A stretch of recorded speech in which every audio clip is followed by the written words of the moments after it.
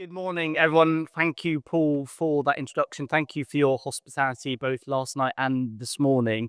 And thank you for your leadership on such an important issue for our country. It's a real pleasure to be here today with a group of people who are so focused on children getting the most out of their young lives. I met some of you at breakfast earlier today, and behind everything that you had to tell me and everything that you've now given me to do was your enthusiasm for children's play opportunities. Your research has shown time and time again that young minds love learning through play. And I see this frequently on the visits that I do to nurseries across the country. The children don't want to stop playing with their scarves or boxes or giant spinning tops to say hello to me. They want me to join in. And I saw that joy in imaginative play in one of my first jobs as a play worker, and I see it now in my nephew who's 7. The joy of trying something new, of practicing through play, and then showing me extensively how it's done. Play is something that we really value in the Department for Education. That's why we've recently relaunched the Little Moments Together campaign, and this encourages parents and carers to chat, read, and create play opportunities with their children. The campaign points parents to a dedicated page on the NHS Start for Life website. Now, they will find lots of activities there to help develop their child's growing brain and get them ready for their next step, such as starting nursery. Because this government wants to change people's lives for the better right from the start. We have an ambition to break down the barriers to opportunity so that every child has the best start in life. To measure our progress on this, we've set a milestone of a record percentage of children starting school ready to learn. By 2028, we want 75% to reach a good level of development at the end of their first school year. And this will be measured through their early years foundation stage profile assessment. Now, as you know, this reception year evaluation looks at a child's personal, social, and emotional development, as well as other areas like maths and literacy. The foundation stage framework that underpins it makes clear that play is an essential part of that development. Reaching the 75% milestone will mean an additional 40,000 plus children hitting their key development goals each year. That's a big ambition. And we need your support to make this generational change. And the early years educators and practitioners here today are right at the heart of it. Now, I saw the very best of the early years sector very soon after starting this job in September last year. For that latest stage of the funded childcare rollout, approximately 15,000 childcare places were delivered to meet demand. Thank you to everyone in the room who played a part in making that happen. As you know, we will complete the rollout of funded childcare this September. This will allow parents of children aged 9 months and above to claim 30 hours per week of funded early education. But I don't underestimate the challenges in delivering this. Capacity varies across the country, and providers are currently working hard to secure enough staff and places to meet demand. And as many of you will know, school-based nurseries are part of our plan to expand provision so parents across the country can take up funded childcare. These nurseries offer convenience for families and continuity for children, allowing them to grow, learn and play on the site where they'll eventually start reception. Early this year, we announced £37 million of programme funding to 300 primary schools, and they will use this to share and repurpose unused space to expand or create new on-site nurseries. We want high-quality childcare to be available to those children who need it most, and that's why schools were chosen in places currently underserved by the market. They will help to grow that market alongside a rich tapestry of private, voluntary and independent nurseries and childminders. The 3,000 school-based nurseries we committed to in our manifesto will eventually be part of a diverse and high-performing early years framework and landscape, helping it to successfully meet demand. Now, we are using this initial phase of the programme to learn from what works well with schools and providers, and we will continue to collaborate closely with the sector to guide future planning. As you all know, play-based learning is particularly important for children with special needs and disabilities. Practitioners with the right skills can really help these children to progress and thrive. And at the same time, early years education is crucial for identifying children with special needs as early as possible. Professionals who've worked with many children can more easily recognize developmental difference that's outside the norm, but they can also reassure parents and provide context and signpost them to further support if needed. Developmental delays have been a growing issue since the pandemic, and this time last year, more than 40,000 children were waiting over 12 weeks for speech and language therapy. Our Early Language Support for Every Child programme funds specialist teams in primary schools and early year settings. They identify children with speech and language needs, particularly those with SEND. And with the new funding announced last month, up to 20,000 more children will benefit from early support to help them overcome these challenges. The programme paves the way for a reformed SEND system that focuses on early intervention and targeted support. More broadly, we are determined to make mainstream settings, including early years, more inclusive of children with special needs. This will make the system financially sustainable and help every child get the best start in life. I want to end by focusing on the people we are relying on to deliver early education to more children than ever before in the coming years. Achieving our mission for children requires high quality provision. Practitioners who understand a child's development, who can help them learn through play. So we need to value and support our early years workforce. That's why we're working with the sector to reform training, so sustained continuous professional development can provide a rewarding career path for early years practitioners. Free training to help staff understand and implement the early years foundation stage framework is already available via help for early years providers and foundation years platforms. It's part of our wider work to help practitioners drive up standards and build excellence in early education. And this includes extending funding for stronger practice hubs, which support settings to deliver excellent care where it's needed most. Early years recruitment remains an issue. And since we came into government, we've been working with the sector to better understand the current workforce and how we can support providers to recruit. And that includes improving the profile of early years careers. Our Do Something Big campaign is a national recruitment campaign encouraging more people to choose a fulfilling career in early years. We work with the sector to test the summer wave of our campaign, which is now live on TV, radio, and social media, and includes short videos that challenge common misconceptions about working in early years. There's also content specifically encouraging men to consider working in early education.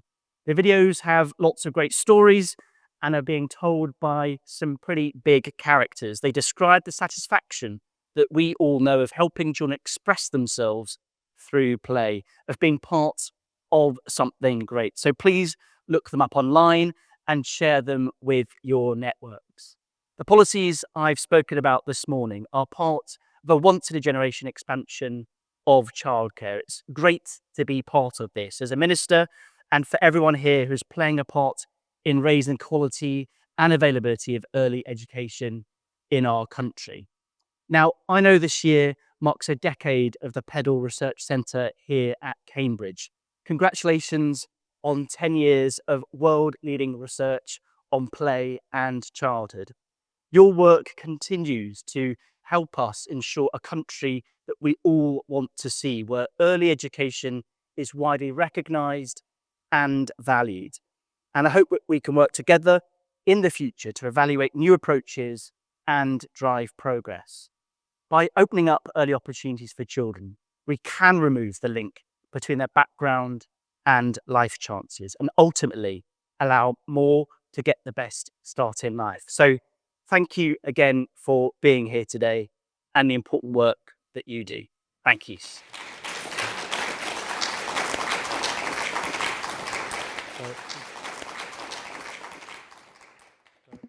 Thank you, Stephen.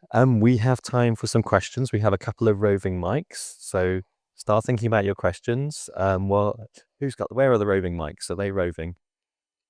We got someone. Well, no, you're up here. You're a question, if that's all right. I was going to sit there. But... Oh, okay, yeah, we can go sit down. Why not? Good idea. Let's start at the front then, because we'll start with Rebecca. Got a hand up. Come and join you over here. Yeah, you'll have to shout then. Otherwise, I'm going to be running up and down.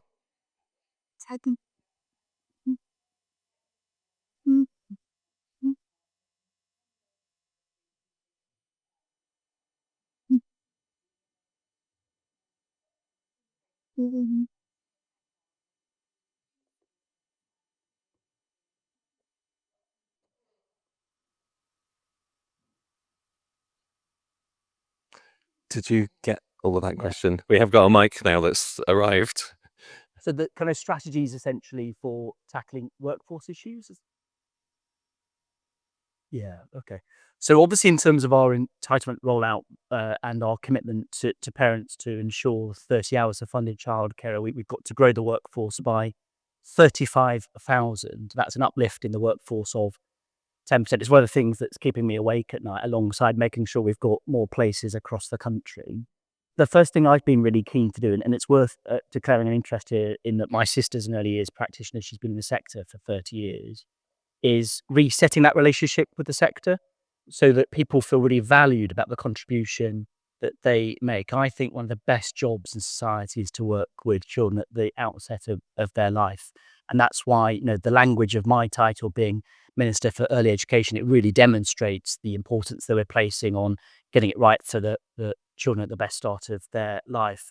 There's a range of things that we are doing. We're investing in skills boot camps. There's the routes around degree apprenticeships into the sector.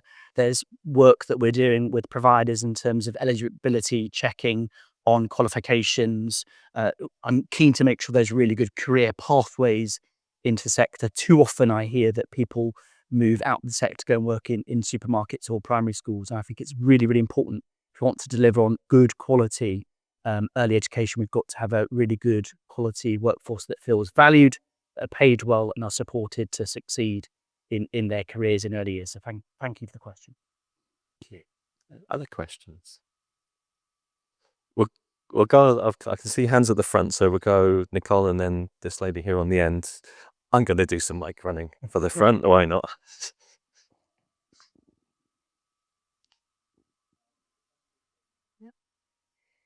Thank you very much for your talk. It's really great to hear that there's going to be more investment in the early years, especially for me as a researcher here working to improve universal care for families.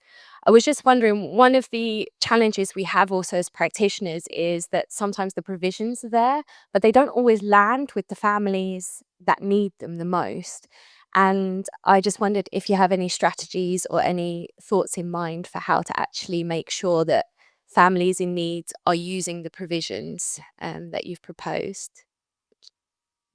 Yeah, great question. So I didn't catch your name, but I think you're absolutely right. I mean, I'm proud to be part of a government that wants to break down barriers to opportunities so that every child, whatever their background, whether they're from the country, can succeed and thrive and get the best start in life.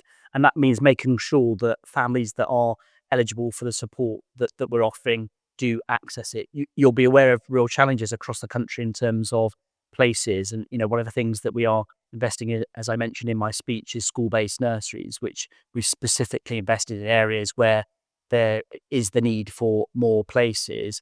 I think what you describe is a challenge that we all face, and that's why it's really important in terms of delivering on our commitments. We need to work collectively with academia and with the sector to bring about outcomes that we want to see in terms of school readiness, but more broadly, making sure that all children get the best start in life. So thank you for the question.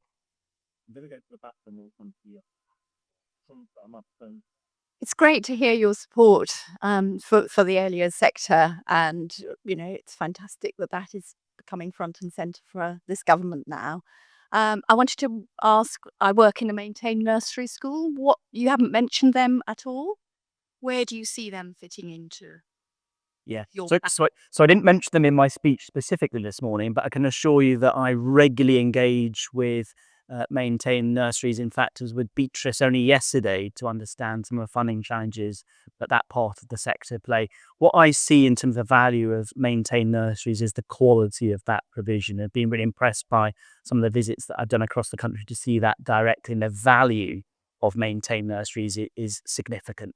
I'm really keen to make sure they are protected and supported in the long term, and I'm committed to working with Beatrice and others across the sector to make sure that they have a bright future ahead. So thanks for reminding me of the importance of stressing the value of maintain nurseries in everything that I say. Yeah, yeah. Oh, don't like this really, but I do feel I need to ask a question. And thank you also for your talk. I am a lecturer, senior lecturer at a university where I teach students about education, and they go into school, so they're training to be teachers. And I'm an early years specialist, and they often come back from schools after their teaching practice and say, "Trish, you lied to me." Now, what they mean there is that I will have talked to them about all the research about play and about funds of knowledge and about how children come as rich learners. And then they go into school, into reception classes, where there is a different agenda these days. And some of that development stuff, we've got those 7 areas of learning. Some of them are forgotten about because there's such a huge focus on maths and English, mostly phonics, I have to say. And I suppose I want to say to you, what are you doing about engaging with reception? And how can we change that agenda and bring it back to children's development rather than children's learning of specific things? Because it's, my students get so enthusiastic about working in early years, and some of them have come to college and they go, "Oh, I'm really not interested in the little ones." And then they come to lectures and they go, "Oh gosh, this is amazing stuff, isn't it?" And then they go into school and then they're really disappointed because they can't do the stuff that we've been talking about. So, yeah, we have got this horrible baseline assessment. Please, what will you do about that? Um, uh, Sorry, I'm going on, I know, but I just feel that, schools, we forget sometimes that very young children are in our schools and they're supposed to be suddenly learning, and it's going to be measured against a certain set of targets. And actually, that is probably, well, we know it is not the best way of going forward. So I am pleading with you today to kind of look at that, please, and begin to bring in a more playful agenda for schools. And the research is there. When students say to me, "Why don't we use worksheets?" I say, "Well, show me some research that says they're good." Um, there is no research there. So yeah, I'm sorry, I'm going on a bit, but I think I speak for many. Yeah. I think I feel sufficiently lobbied there, hey? Yeah. So thank you for that. You would have heard in my speech, I didn't just talk about learning, I also talked about play, and I absolutely get that. I think it's worth saying in recent years, there's not been a focus on reception and the importance of reception. And I can assure you this is absolutely a priority of the new government. And you may have heard about these RISE teams that we are establishing across the country. A real priority for the new RISE teams is to be looking at reception and making sure we get reception in a much better place. More broadly, you'll know that we're committed to reviewing the curriculum assessment system led by Professor Becky Francis, and that's across the whole school system. There's interim findings out on that. There'll be more to come later this year. I hope in terms of the framing of lots of the things that we're doing as a new government plays to some of the points that you make about creating a sense of belonging in school, about ensuring that every child can achieve and thrive, and about encouraging more inclusive education. And I'm very happy to sort of take away the points that you raised to make sure your views are heard in the policy making that we are establishing. Thanks for the question. Got one over here, and then over. response to all. It's a bit of a response to that lady and yourself. I actually am twofold. So I work, I'm an ex-head teacher and I work in schools directly with practitioners, but also with head teachers. I'm also doing my PhD in play. It can be done through play, and I just wanted to support you in that the good level of development. You know, those schools I work with, we can easily get up to the high levels done through direct teaching and through play. So the biggest issue, and I just wanted to speak to you, is working with the head teachers as well. And that's the work that I tend to do a lot, is working with head teachers to show them how it can be done. So I think when we speak about the RISE advisors, that tends to be around action planning and looking at, the targets, but the difficulty is there's a massive gap there in understanding. So I just wanted to pull that together to say it can be done, it needs to be done. It's not just about programs and interventions, it's about education and about the heads, the leaders as well, knowing how to do it. Yeah. Okay. So we've got time, I think, for one last question. Is that all right, Yes. Stephen? We're good. The lady in the nice blue and white striped shirt there. Hi, I'm Julie Dunning and I work in the Northwest across the 24 local authorities in the Northwest on the Healthy Child programme, so our health visiting provision. And really it was just recognition, while this is massively important about that level of development in the first year of reception, I think we have to acknowledge that system working in those early years as well, particularly around the 2.5 year review and around the quality of that 2.5 year review.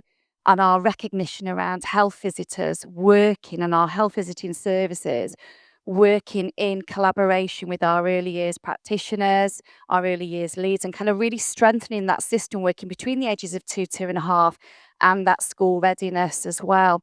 So it was just that recognition when we are thinking of this in its totality. It's about a workforce approach, a wider workforce approach, and that skill mix around a trained workforce to be able to not only give those children the best start in life from conception, but right the way up until they step over that threshold within a school. Yeah, great. But thank you for that. And one of the things we were talking about this morning at breakfast was the value of that every child matters approach of old. And we were thinking about kind of what worked in that era that we could apply to today. Why I really like the missions that we've set out in government is it's demonstrating actually we can all play our part in order to achieve the milestones that we want to achieve. I recognise the things that I want to get down on early education means really close working with health colleagues, and I can assure you those kind of conversations are happening, be that on early identification and intervention on SEND, be that on health visitors, be that on supervised toothbrushing, a range of initiatives. How can we work collectively in order to achieve the outcomes that we want to achieve? So thank you for a reminder at the end of our Q&A of the value of collaboration and partnership. Thanks for the question. I'm really sorry for the 200 of you that don't get to ask a question, because I know that we could go on for a long, long time. You'll have to come back. Well, please do. It's an open invitation. I guess we've got to let you go back and start running the country again. But thank you ever so much for taking the time to come and engage with us and answer questions and talk to us about the work that's going to be happening. It's an enormously exciting time for the earlier sector. So thank you from all of us for being here. Really appreciate it. Cheers.